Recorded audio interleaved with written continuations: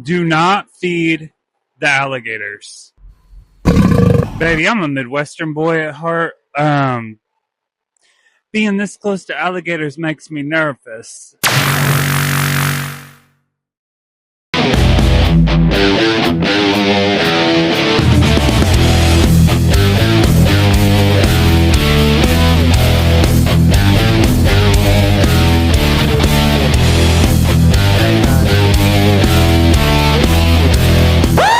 Welcome to Travel+Mystery, and I am your host, Justin Adair.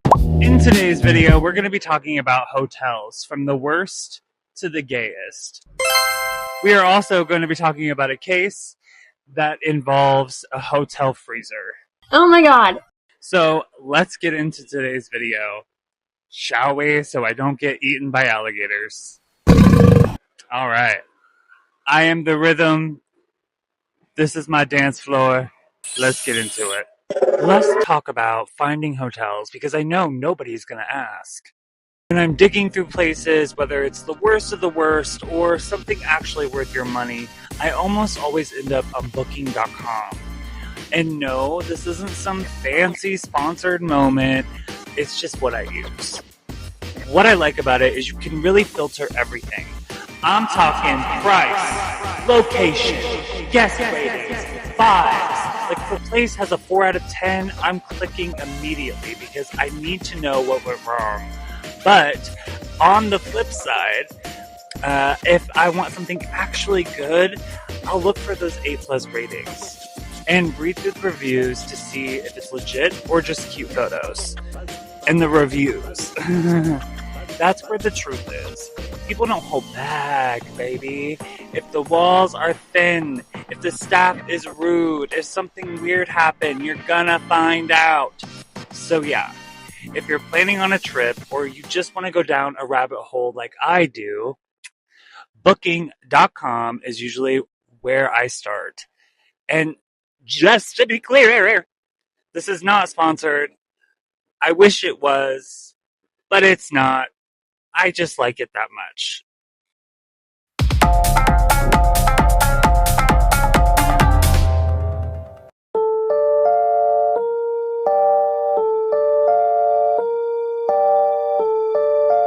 Luxury turns into nightmares. Check-ins come with the side of regret, from filthy rooms to downright disturbing guest experiences. We're diving into hotels that should have stayed off the map. Hotels from hell. Circus in Las Vegas. It opened in 1968. A historic yet notoriously run-down strip resort known for its family-focused circus theme, haunted history, and budget-friendly, often chaotic reputation. Guests frequently share stories of poor maintenance, bizarre, dirty experiences, and paranormal sightings. Room 123. Often cited as the most haunted, this room is rumored to be where a mother and son were found dead. Guests have reported noises and sightings of a young boy.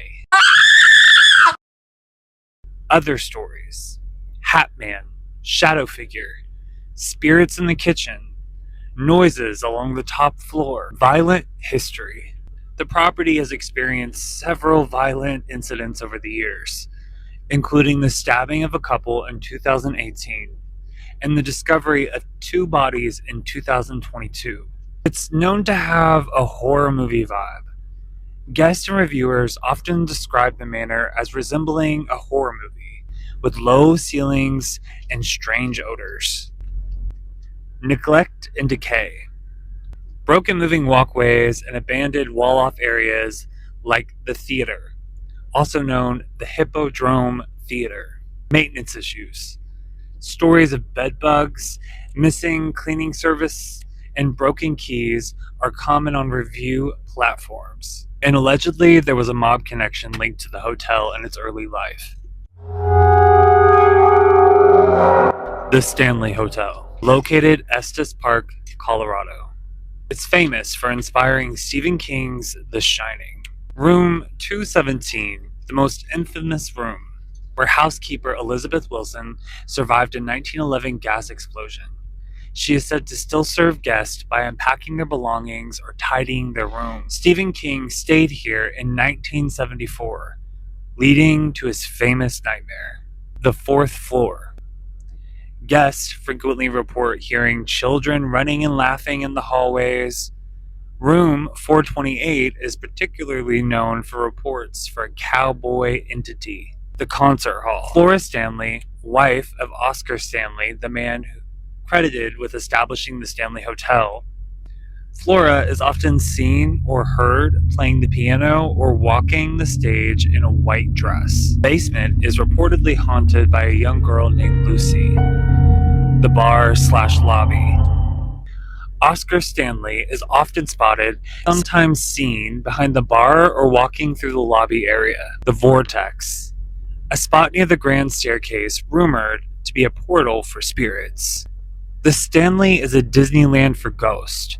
The hotel hosts regular paranormal investigations by professional teams. The Hotel Chelsea, located 222 West 23rd Street. Hotel Chelsea is a legendary NYC landmark, known for its bohemian history, hosting artists like Bob Dylan, Patti Smith, and Andy Warhol. It was a hub for creativity.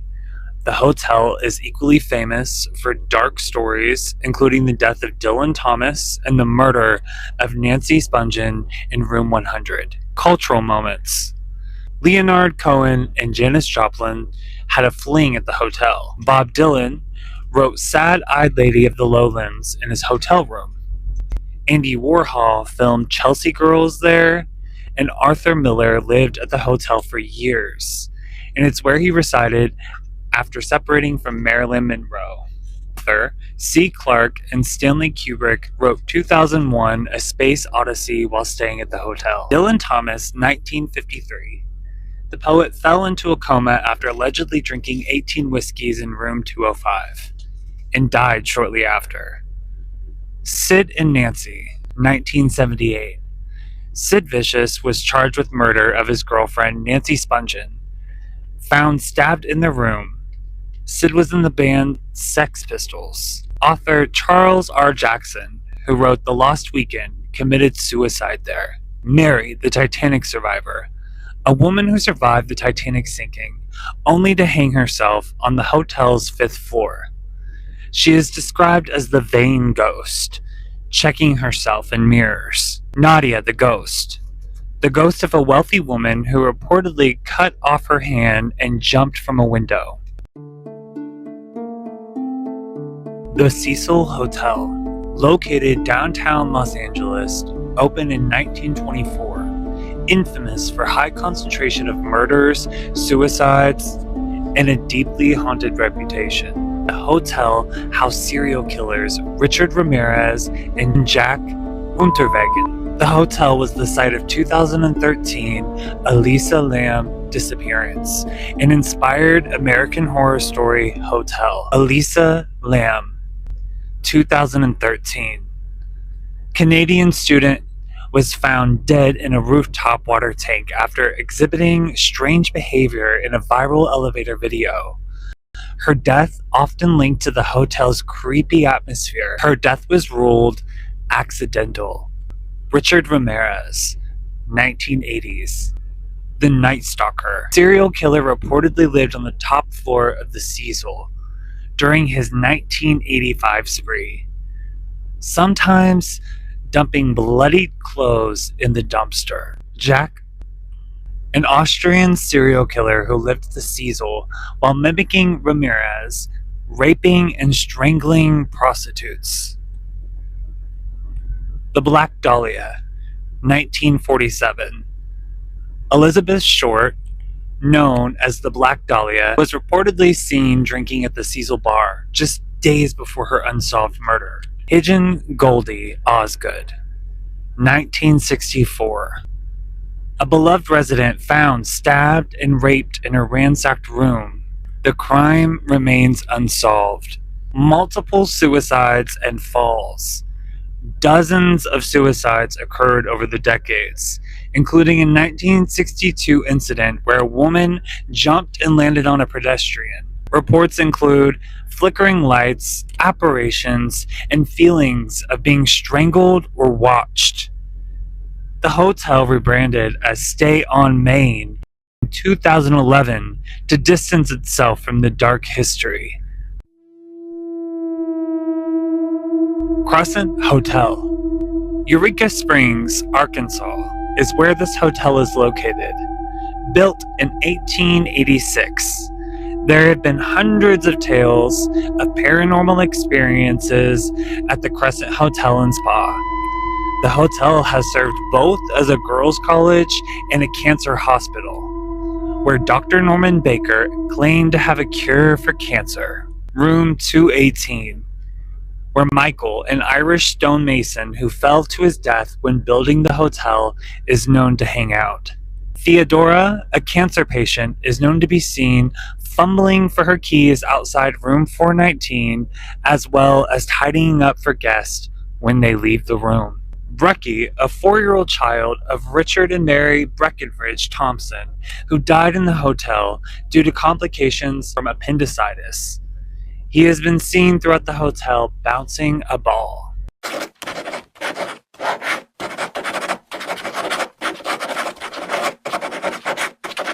Dr. John Fremont, the hotel's in-house doctor, most often seen, or his cherry pipe tobacco is smelled near his office, which is now room 212. Morris, the famed hotel cat, was known as the hotel general manager for 21 years and later buried on the hotel property. He is regularly seen and heard. Which hotel would you stay the night at? Because I genuinely want to stay the night at Crescent Hotel. I don't think the Cecil is open anymore. I think that's the worst. But I would stay the night at Crescent. And the Stanley.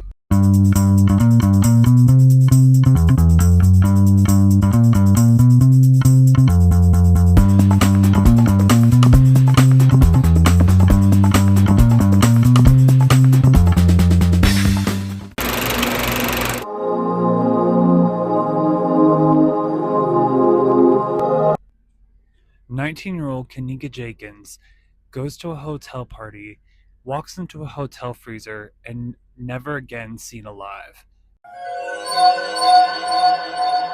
Just hours after going live on Facebook. A birthday party at the Crown Plaza in Chicago, Illinois. Kanika Jenkins was known to be sweet. She had 2 jobs, and she was trying to put herself in nursing school. Her friends and family say that you couldn't be sad around her. She was joyful and goofy. Growing up in the neighborhood in Chicago was like a jungle, a war zone, is how it was described. Now, they did what they could to still have fun and to break away from all of that. Hotel parties were a place that young adults could congregate safely and have fun. The timeline.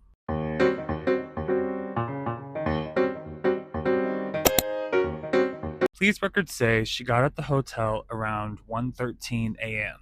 Around 1:30, people started posting videos on their social media. Around 3 a.m., Kanika and her friends were ready to leave. At 3:05 a.m., Kanika stands in the hallway by the 9th floor elevator. She says that she forgot her phone and her friends went to go check, and when they came back, Kanika was gone. At 3:20 a.m., Kanika is seen on footage staggering through the lower floor hallways, and you can tell that she has been drinking. A couple minutes after, she is seen at an unused basement kitchen walking around. At 3:32, she's still in the kitchen, and you see her in the footage walking towards the freezer, but you don't see her go into the freezer. And that is the last time she is seen alive. At 3:45, her friends start searching the hotel looking for Kanika. Parking lots, knocking on doors. At 4 a.m., her friends call Kanika's mother, Teresa, to let her know they cannot find her. 2 hours later, at 7:14 a.m., Teresa is calling the police from the hotel parking lot. The dispatcher convinces Teresa to hang tight, that she will show up. It's only been 4 hours. Go home. She'll probably show up. And at 1 p.m., September 10th, they file a missing person report and police search the hotel. She still isn't found, but Kanika's family and friends searched themselves at the hotel, which the hotel staff was not happy about and called the police and complained.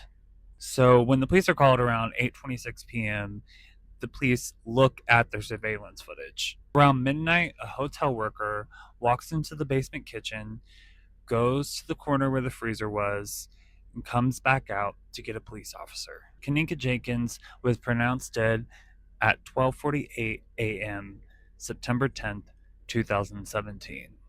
Her cause of death was hypothermia, alcohol intoxication, and the use of prescription drugs for treating migraines. Due to all of that, the manner of death was accidental. And 6 weeks after Kanika's body was found, her case was closed. Now, was this case a calculated murder or an accident? Let's get into it. Let's talk about the Facebook Live video. Birthday girl Irene went live around 1:36 a.m. There is talk about money, $200 specifically, and a lot of in this footage and all the video surveillance, hotel surveillance video, and the Facebook Live, and all of that is on, the web, the internet, for everyone to see. So of course, that led to a bunch of different conspiracy theories.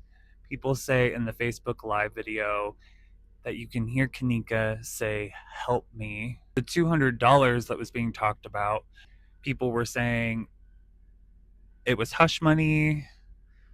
Her body was put in the freezer to be preserved, to be sold on the black market. People were saying that her friends were responsible for her death. Now, Irene was very hesitant to have an interview or talk about the case or what happened that night because, it's really hard to know who to trust. But journalist Zachary Stoner, aka Zach TV1, interviewed Irene. Explained that the $200 that was mentioned was to pay the hotel for a lost parking ticket. She says they were friends. This wasn't how Kanika acted. She didn't just, go somewhere randomly. She wasn't into drugs. That wasn't really her thing. Or in the documentary that I watched for this, not Irene, but someone mentioned that this is Chicago. We're not going to drug someone. We're not going to put a body in a freezer. They're not going to try to duplicate some fucked up mystery show. They're just going to get straight to the point. Kanika's family and friends were not convinced that it was an accident. She didn't like pills. They did find out that there were party drugs in circulation at this birthday party at the hotel, but what they found in Kanika's system wasn't considered a party drug. Again, it was just used for a migraine. So the lack of urgency in this case is also, I think, a big red flag of why a lot of people, there's another reason, but we'll get into that. But at least, why wasn't there much urgency? The dispatcher, if he would have took Teresa's concerns a little bit more seriously, the timing of everything, maybe they would have found her sooner instead of waiting until 1 p.m. The conspiracy theory was that the videotape was tampered with or edited.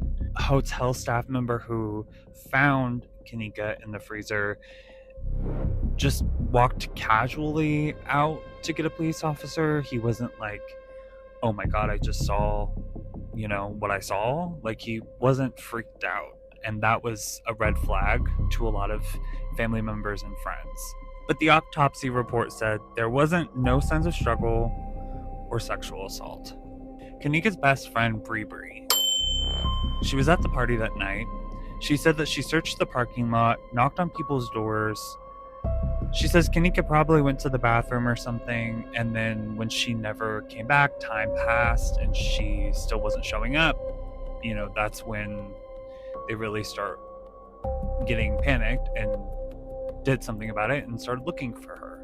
Security told her, "You have to get out of the hallways," and she replied, "I'm not getting out of the hallway until I find my friend." When Bree was asked if security was helpful, the answer is no, they weren't. They wanted them out of the hallways. They wouldn't let them look at the security footage. And again, if the security footage was looked at a bit sooner, then they could have seen where Kanika was. It's the timing for me. Why did it take so long? This is. Anyways, when Bree was asked what are her thoughts about Kanika being found in a freezer, don't have any thoughts other than Kanika wouldn't put herself in a freezer. Chicago is the most segregated city. Jamal Green, who is an activist, says that she was a black girl at a white billionaire hotel chain. We got to figure out what happened. He also mentions that they wanted justice for Kanika and that they're afraid to call the police because they might shoot us. There's no accountability. Don Stevens, Rosemont Public Safety Superintendent, says that this case was like none he has seen before. He also mentions that it's a professional department and they want to provide facts and they're trying to build trust. And there's no evidence of conspiracy theories to be true. Crown Plaza did not want to do an interview in the documentary that I watched, but they did leave a statement. The authorities have investigated and closed the investigation of this tragic event and have determined that what occurred was an unfortunate accident. We again convey our deepest sympathies and condolences to the family. Rosemont Crown Plaza. Is the surveillance video as sketchy as people say it is? He has decades of experience and he is a crime scene investigator. He did not work on Kanika's case, but he does have a lot to say about it. There was no bruising or obvious signs of struggle. There was nothing to indicate that she was attacked by someone. Now, there was an emergency latch on the inside of the freezer door. He says that it doesn't take a lot of force and you can't get locked in. That it looks like she gets in the freezer and she instantly goes down. He does mention the injustice with the community and says that her family doesn't trust authorities and they have every reason not to. He points out his white privilege, and which is very important for people who are white to do, and we are so reluctant to do. Think that it's not a thing, that white privilege isn't real, but it very much so is. And I would encourage you to educate yourself and white privilege does not mean that your life wasn't hard. It just means that you wouldn't get pulled over for the color of your skin. And there are certain things and privileges that you have that people of color do not. But anyways, he says that they get lied to all the time. He says that Kanika's blood alcohol was really high, so the poor kid never knew that she was in the freezer. And he says that this was a tragic accident. But you can argue that you never see Kanika going in the freezer and that there was no one else in the video and that she was just stumbling along. Was she just stumbling along? Did she somehow stumble into the freezer and just pass out? On December 14th, 2018, Kanika's mother, Teresa Martin, filed a lawsuit against the Crown Plaza Hotel for $50 million in the wrongful death of Kanika Jenkins.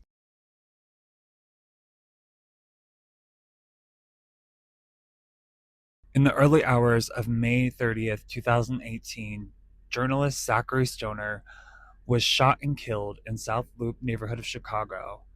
His murder remains unsolved.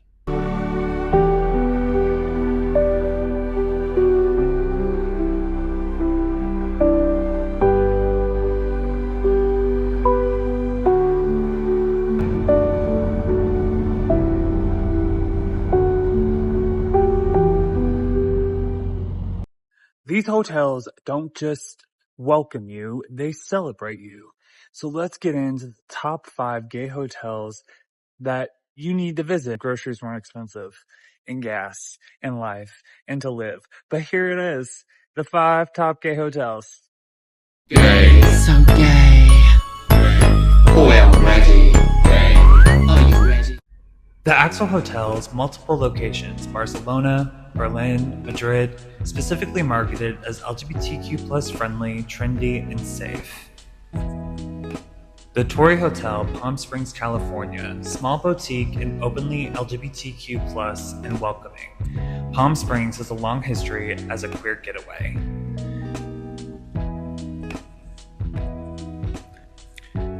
W Hotels, or what I like to say, Hotel W. Big cities, NYC, LA, Miami, known for hosting LGBTQ+ events and pride celebrations. Hotel Gathering, New Orleans, Louisiana. Entirely LGBTQ+ themed, colorful, and vibrant. The Line Hotels, Los Angeles and Washington, D.C. Welcoming, modern, and inclusive. Some locations are historic buildings.